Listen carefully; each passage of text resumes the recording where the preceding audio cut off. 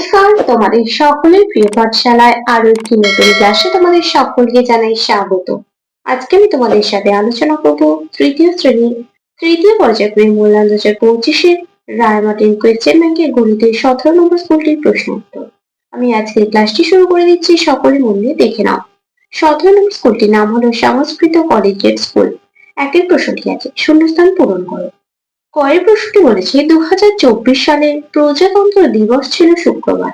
2025 সালের প্রজাতন্ত্র দিবস পড়বে ড্যাশবার।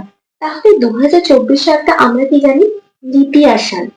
তাহলে লিপিয়ার সাল বছর কত দিনে হয় আমরা জানি? 366 দিনে হয়। তাহলে আমরা 366কে 7 দিয়ে ভাগ করব, ভাগ করে দেখব। তাহলে কি করব আমরা? 366কে 7 দিয়ে ভাগ করবো। 5 7 35, 5 আর 6 বিয়োগ করলে 1, 6 নামবে, 7 দুগুণে 14, 4 থেকে 6 বিয়োগ করে দেবে 2। তাহলে 2 দিন পর। তাহলে দেখো এখানে শুক্রবার বলেছিল, শুক্রবারের 2 দিন পর কি হয়ে যাবে? রবিবার। 2023 সালে বড়দিন ছিল সোমবার। তাহলে 2022 সালে বড়দিন পড়েছিল ড্যাশবার। তাহলে আমরা কি জানি? 2023 সালটা কিন্তু লিপিয়ার সাল নয়।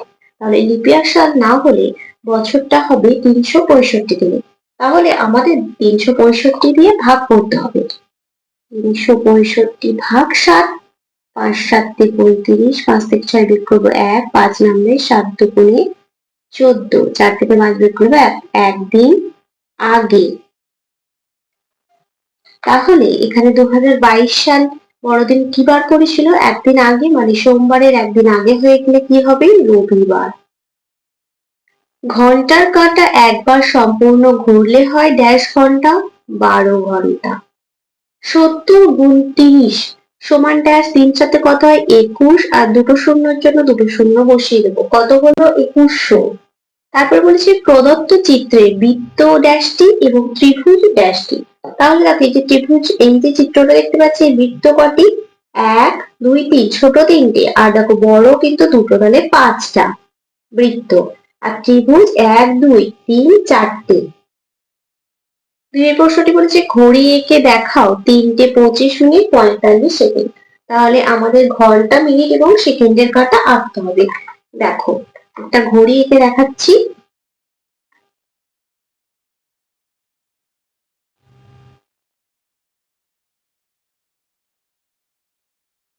বারো, 3, 6, 9 আগে লিখে দেব।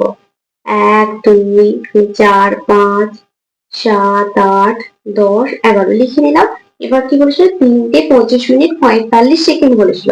তাহলে 3টে 3-এর ঘরে হবে ছোট কাঁটা, মানে ঘন্টার কাঁটা।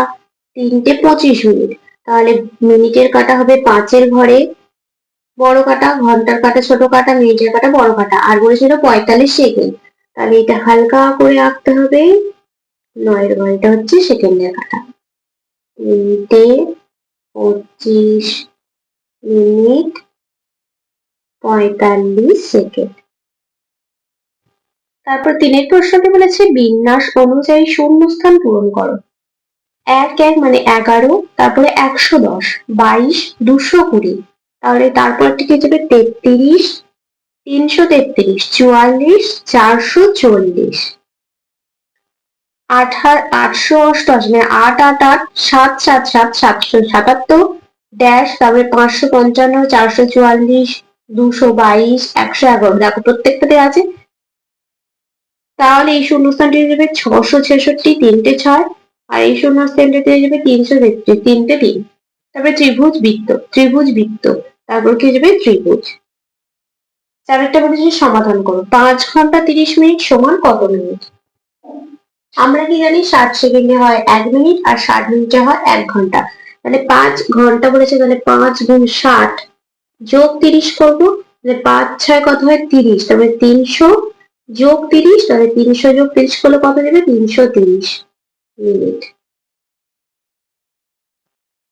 তারপর আছে 49 ভাগ প্রথম বন্ধনী 14 ভাগ 2। তাহলে আমরা প্রথম বন্ধনীর কাজ আগে করবো। 49 ভাগ 7 দুগুণে 14, 7 7 7 49।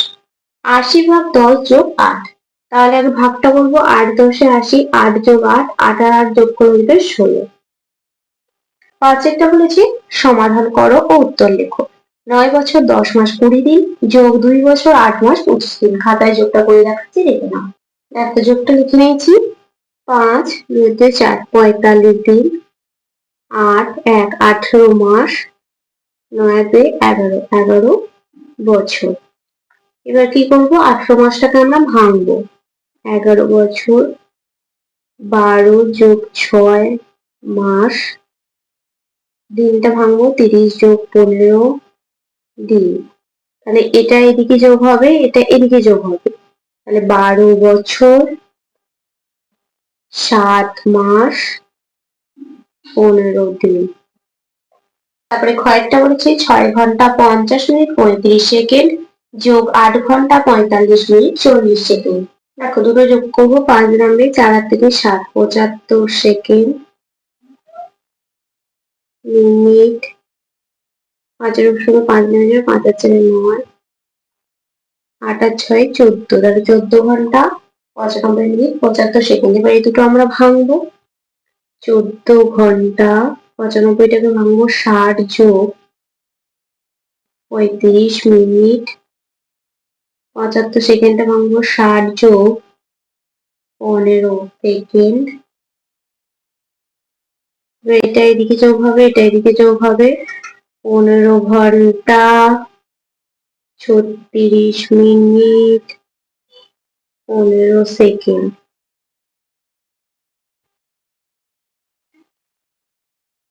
তারপরে গয়েরটা বলেছে 8 ঘন্টা 21 মিনিট 30 সেকেন্ড বিয়োগ 3 ঘন্টা 40 মিনিট 40 সেকেন্ড।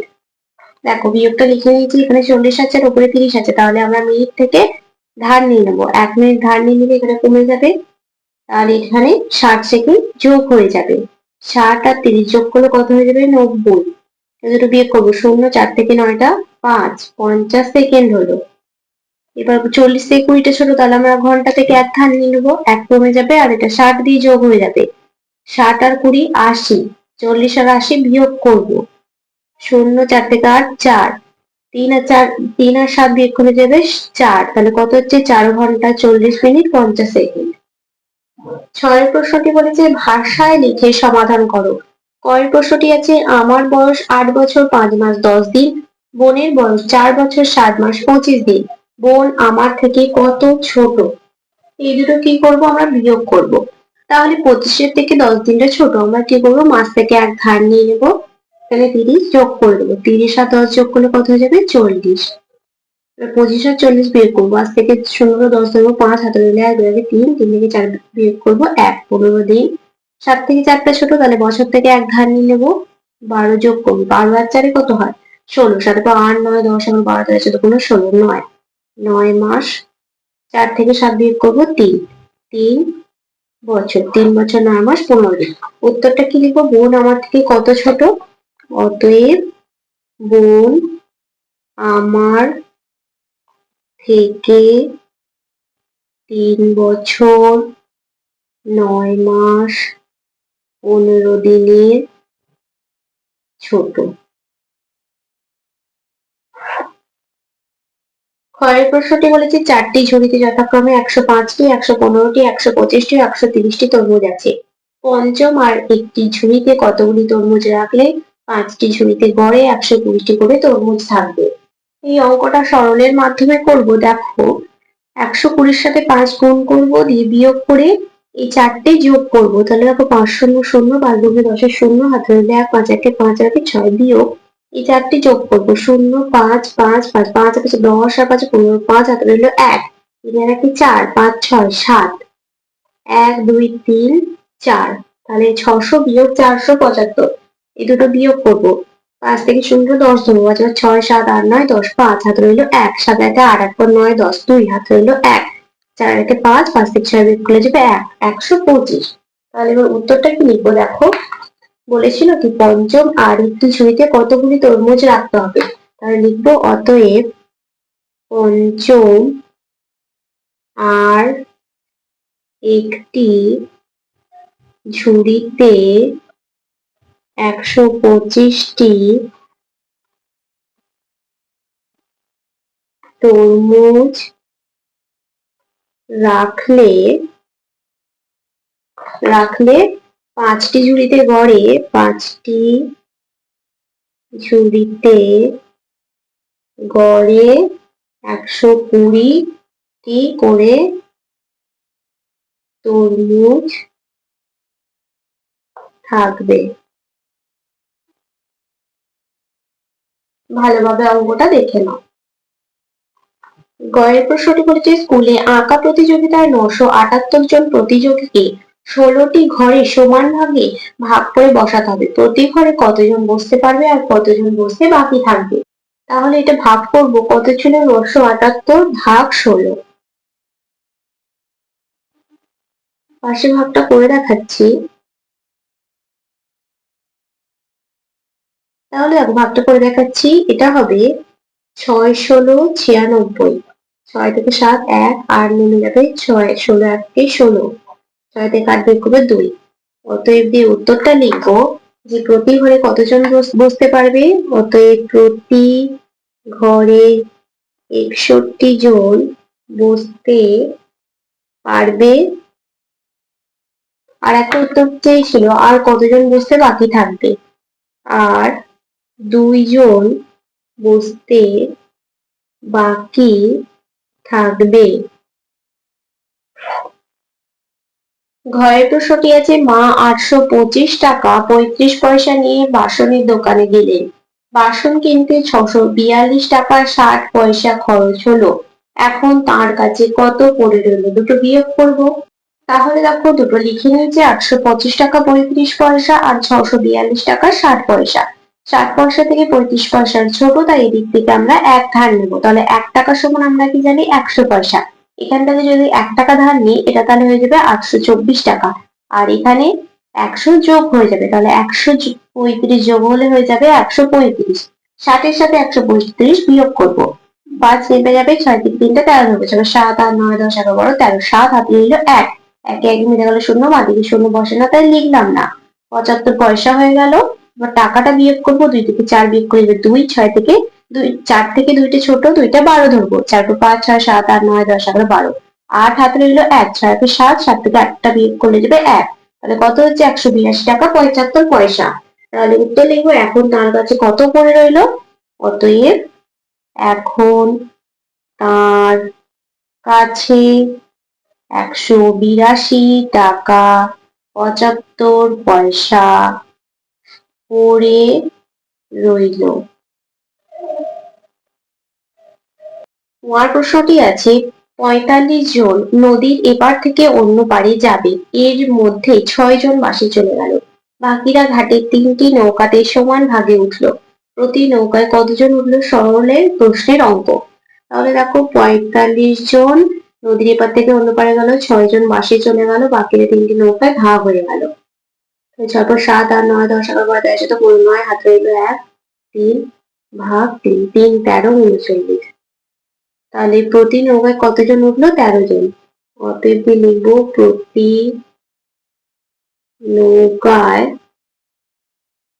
13 জন উঠলো।